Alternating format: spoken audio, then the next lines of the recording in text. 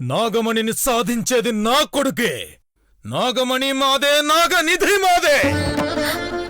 ఆ చీర నా మీద పడాల్సింది, నాకు దక్కాల్సింది.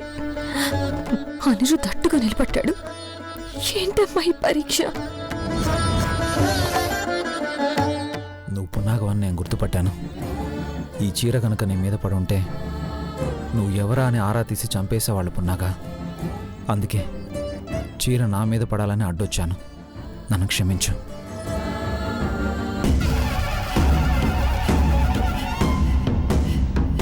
అద్భుతం గురువర్య, అద్భుతం. నిజంగానే మహత్యం జరిగింది. అరవింద్ సారిగా తెచ్చిన చీరని కాల్చి బూడిద చేసినా అది మళ్లీ చీరగా మారి వెళ్లి అనిరుద్ధ్ మీద పడింది. మీ ఆశీస్సులు ఆ గరుడ రక్ష మా వంశానికి శ్రీరామ రక్ష. ఇప్పుడు చెప్పండి గురువర్య, నాగపంచమి రోజు నాగమణి దొరుకుతుందా?